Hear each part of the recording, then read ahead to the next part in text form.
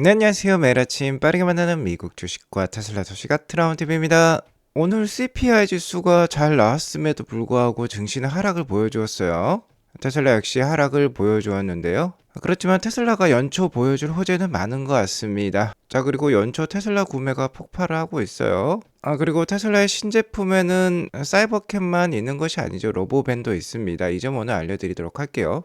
오늘도 인사이트 가득한 소식들이 많으니까 시청하시기 앞서 구독과 좋아요 알람 설정 꼭 눌러주시기 바라겠습니다. 자, 1월 13일 화요일장 마감이 되었어요. 오랜만에 하락이 나왔습니다. S&P 500에도 이렇게 브레이크가 걸렸어요. 일단 현재 미국과 이란이 사이가 좀 안 좋아지고 있는 것 같은데 유가 상승에 영향을 미치고 있는 것 같습니다. 유가가 올라가면 나스닥 기술주에 좋지 않은데 오늘은 나스닥이 다우보다 선방하는 모습이 나왔어요. 자, 아무튼 하루하루 바람 잘 날 없는 미국 증시라고 볼 수 있겠습니다. 트럼프 대통령은 파월 연주장을 강제 수사하기에 이르렀고 마두로 베네수엘라 대통령을 체포하는 등 연초 굉장히 다양한 이벤트들이 펼쳐지고 있습니다. 자, 하지만 역시나 중요한 것은 미국의 경기와 물가가 되겠어요. 그렇기 때문에 어제 발표되었던 이 12월 CPI 지수 매우 중요했다라고 볼 수 있겠는데, 자, 역시나 예측대로 낮게 나왔습니다. 소비자 물가지수 전년 동기 대비 2.7% 증가한 데 그치면서 2%대 소비자 물가지수를 계속 보여주고 있어요. 예측치에 부합하는 모습이 나왔고, 미국 연준이 더욱더 주목하는 거는 역시나 에너지와 식료품, 즉 변동성이 큰 제품들을 제외한 코어 CPI 지수, 즉 근원 소비자 물가지수가 되겠죠. 자, 이것은 예측치보다도 오히려 낮게 나왔어요. 계속해서 물가가 어느 정도 하향 안정화되어 있다라고 볼 수 있겠습니다. 인플레이션이 이렇게 둔화하면 금리 인하 가능성은 올라간다라고 볼 수 있겠죠. 이는 역시나 주가 상승 요인이 될 수 있겠는데요. 자, 그럼에도 불구하고 오늘 주가가 하락을 보여주었어요. 프리마켓 때 발표되었던 CPI 지수가 좋았기 때문에 장 초반에는 상승으로 시작을 하려고 했습니다. 하지만 끝내 하락으로 마감을 했는데요. 최근 나스닥보다 상승이 컸던 다우지수의 하락이 컸어요. 자, 하지만 이는 역시나 최근 S&P 500이 계속해서 신고가를 경신을 하고 있기 때문에 그때그때 쉬어가는 흐름이 나오는 것이다 라고 볼 수 있겠고요. 오늘 하락의 구실은 금융주가 만들어냈습니다. 특히 비전한 마스터카드의 하락이 컸고요. JP모건 체이스도 4%대 하락을 보여주었어요. 실제로 JP모건 체이스의 실적은 계속해서 우상향하고 있습니다. 정말 꾸준한 실적 성장을 보여주고 있는 금융주라고 볼 수 있겠는데요. 자, 이번에 발표됐던 4분기 실적도 시장의 예상을 상회했어요. 자, 하지만 지금의 증시는 트럼프 대통령이 좌지우지하고 있습니다. 최근 트럼프 대통령이 신용카드 이자율을 10%로 제한하려고 하고 있죠. 계속해서 금융주들이 연초에 굉장히 좋지 않습니다. 자, 오늘도 그러한 영향이 금융주에 끼쳤다라고 볼 수 있겠어요. JP모건은 미국 최대 은행 중에 하나로서 JP모건이 급락하자 다른 은행주와 금융주들 모두 하락하는 모습을 보여주었습니다. 다만 금일 AMD와 인텔이 큰 상승을 보여주었어요. 엔비디아도 상승을 보여주면서 반도체 주식들 계속 좋은 모습이 나오고 있습니다. 필라델피아 반도체 지수는 연이 신고가를 경신하고 있어요. 계속해서 주거니 받거니 하고 있죠. 시스템 반도체들이 좀 약하면 비메모리 반도체, 즉 이러한 비메모리 반도체들이 약하면 메모리 반도체 기업인 마이크론이 강하는 등 주거니 받거니 하면서 계속해서 필라델피아 반도체 지수는 좋은 모습을 보이고 있습니다. 구글도 오늘 상승을 하면서 나스닥의 하락폭을 제한시켰다라고 볼 수 있겠죠. 그리고 다시 한번 트럼프가 관세에 대해서 언급을 하고 있어요. 이란과 거래하는 모든 국가에 추가로 관세 25%를 부과할 것이라고 발언을 했습니다. 트럼프 대통령은 마두로 대통령도 체포를 했기 때문에 본인이 한 말은 지금 지키는 모습을 보이고 있어요. 그렇기 때문에 더욱더 증시에 영향을 미치고 있다라고 볼 수 있겠습니다. 중국 역시 이란과 교역을 하고 있는데요. 이렇게 되면 미중 무역 갈등이 다시 불거질 수 있죠. 미중 무역 갈등이 심하게 되면 당연히 증시에는 좋지 않습니다. 자, 하지만 올해 미국에서는 중간 선거가 있고 트럼프는 이에 지지 않기 위해서 어떻게든 증시를 부양하려고 할 거예요. 증시 하락을 원하지 않습니다. 쉬어가는 모습이 나오겠지만 아직까지는 대대 상승 흐름이라는 건 염두에 두실 필요가 있을 것 같아요. 테슬라는 최근 3일 연속 상승을 보여주었는데 오늘 시장의 하락과 함께 0.39% 하락하며 마감을 했습니다. 자, 오늘 간단한 테슬라 소식을 몇 가지 먼저 전해드리면요. 미국에서 7인승 모델 Y를 출시를 했어요. 모델 Y가 워낙 인기 모델이기 때문에 기존에 7인승 모델이 없어서 소비자들의 불만은 있었습니다.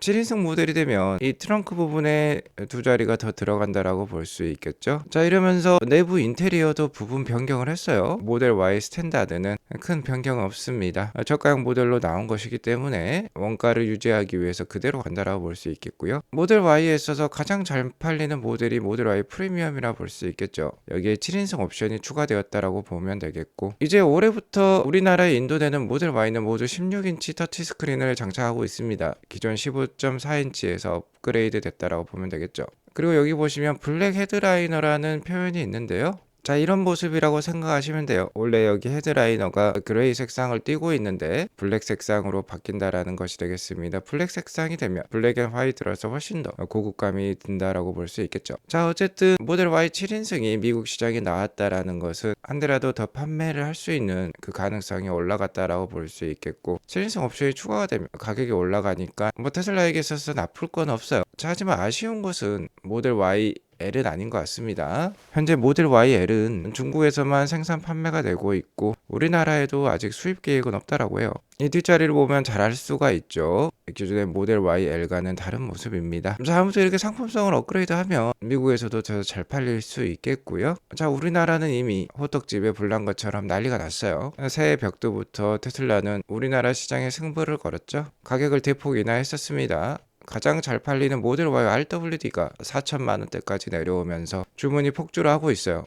자, 여기 보시면 부산 전시장이라든지 인천 전시장이 나오고 있는데 북새통을 이루고 있습니다. 실제로 가격 인하에 들어가자 테슬라의 한 달치 재고는 2-3일 만에 매진이 되었다라고 해요. 그러니까 2-3일 만에 거의 10,000대 이상의 주문이 한 번에 들어왔다라고 볼 수 있겠죠. 이미 1분기 인도량은 계약이 완료가 되었다라고 합니다. 지금 계약을 하게 되면 빠르면 4월 달에나 받을 수 있어요. 그리고 이렇게 가격이 인하되었을 때 제가 국고 보조금도 받을 수 있을 것 같다라고 말씀을 드렸는데요. 테슬라 국고 보조금이 확정이 되었습니다.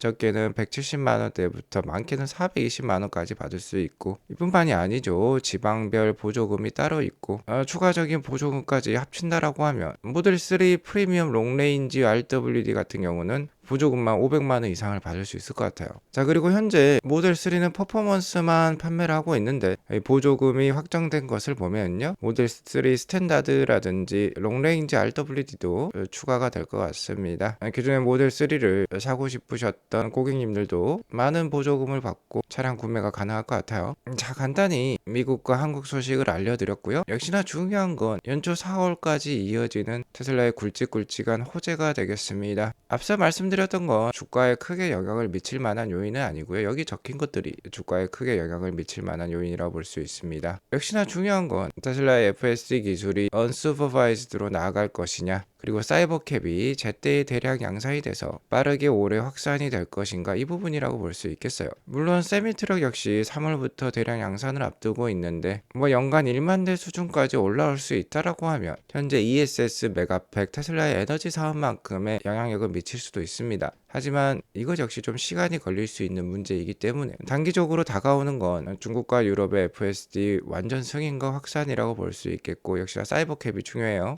제가 어제 방송에서 현재 중국에도 FSD가 쓰이고 있지만 어디서든지 누구나 구매할 수 있는 수준으로 확산되기 위해서는 완전 승인이 필요하다라고 말씀을 드렸는데 이게 1월 22일부터 될 거라는 소문이 나오고 있어요. 빠르면 2월 정도로 생각을 했는데 벌써 1월 말부터 가능하다는 소문이 제기가 되고 있습니다. 자, 실제로는 뭐 중국 내 소식을 잘 알고 계신 분께서 4월쯤으로까지도 여겨고 있었는데요. 정말 1월로 앞당겨질 수도 있을 것 같다라고 얘기가 나오고 있어요. 테슬라뿐만 아니라 북경 기차라든지 장한 자동차라든지 중국 내 로컬 카메이커들 역시 자율주행을 함께 테스트를 하고 있는데요. 테슬라와 함께 1월 말부터 자율주행 택시뿐만 아니라 일반 소비자들에게 판매되어지는 차량에도 좀 더 진보된 자율주행 기술이 보급될 수 있도록 중국 정부에서 지금 허가를 하려고 하고 있는 것 같습니다. 자, 그리고 중국뿐만이 아니죠. 현재 네덜란드에서 FSD는 집중 테스트가 되고 있고 이게 2월에 승인이 날 것이라는 얘기가 많이 나오고 있죠. 2월 달에 승인이 된다라고 하면 네덜란드는 유럽연합에 속한 국가이고 다른 유럽연합 국가인 이태리, 프랑스, 스페인 등에도 바로 승인이 될 거라는 얘기가 나오고 있습니다. 어쨌든 1월 말부터 3월까지 이러한 소식들 중에 하나는 확정이 될 거고요. 이에 따라서 테슬라 주가가 다시 한번 크게 도약할 수 있는 계기를 마련할 수 있겠죠. 그 다음에 다음은 역시나 사이버캡이 되겠습니다. 사이버캡은 미국 서부와 뉴욕에서 테스트가 되고 있는 모습이 공개가 되었었는데 당연히 텍사스 오스틴 지역에도 테스트가 되고 있는데요. 굉장히 추운 지역이죠. 북동부 시카고 지역에도 사이버캡이 테스트가 되고 있다라고 얘기가 나오고 있습니다. 자, 여기 보시면 리글리 필드라고 시카고 컵스 야구팀의 홈구장이 보이는데요. 사이버캡이 테스트가 되고 있는 모습이 사진에 찍혔죠.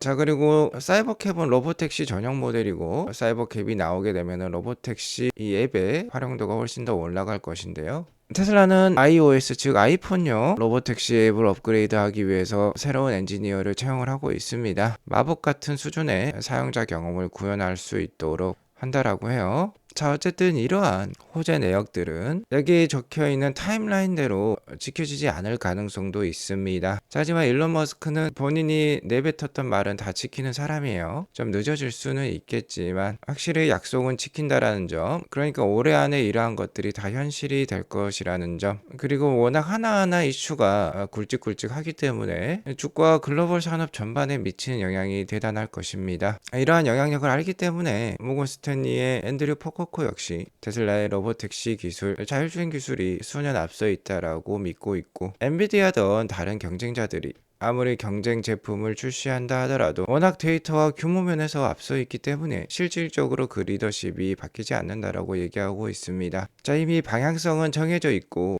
테슬라가 이 시장을 대부분 차지한다라거나 어쨌든 리더십을 가져갈 가능성은 굉장히 높은 상황이에요. 가능성이 높은데 베팅하시기 바라겠고요. 자, 자율주행차는 사이버캡과 모델 Y만 있는 것이 아닙니다. 로보밴도 있죠. 그리고 테슬라는 보링 컴퍼니와도 연관이 많습니다. 보링 컴퍼니 일론 머스크의 회사죠. 자, 이렇게 지하 터널을 파는 회사라고 볼 수 있겠는데 이미 라스베가스에는 이 지하 터널이 있죠. 보링 컴퍼니의 사장은 스티브 데이비스인데 이분이 라스베가스의 한 저널과 인터뷰를 했는데요. 이 로보밴이 라스베가스 이 지하 터널에 배치될 가능성을 밝혔습니다. 자, 이번에 라스베가스에서 CES가 열렸는데 이런 이벤트가 있으면 너무 많은 인파가 몰리는데요. 그렇게 되면은 시내 교통체증이 굉장히 심해지겠죠. 그리고 그런 많은 인원을 이동시키려면 택시로는 모자릅니다. 자, 이러한 20인승 이상의 밴이 이렇게 터널에서 자유롭게 운행할 수 있다라고 하면은 훨씬 더 교통 흐름이 원활해질 수 있겠죠. 충분히 가능한 내역이라고 볼 수 있겠습니다. 테슬라 AI팀 수장인 애쇼기 이 로보밴도 이미 만들고 있다라고 얘기를 하고 있었어요. 조만간 로보밴이 자율주행으로 테슬라의 제품으로 등록이 되고 보링 컴퍼니의 이 지하 터널을 이동하는 모습을 만나볼 수 있을 것 같습니다. 자, 이러한 시스템이 되면 이제 더 이상 전철이 필요 없을 것 같아요. 지하 터널을 만들고 자율주행 이 로보밴을 여러 대 설치한다라고 하면은 괜찮은 교통 체계가 만들어질 것 같습니다. 자, 오늘 이것으로 방송을 마치겠고요. 오늘 방송이 도움이 되었으면 구독과 좋아요 알람 설정 꼭 눌러주시기 바라겠습니다. 행복한 하루 보내시기 바라겠습니다. 감사합니다.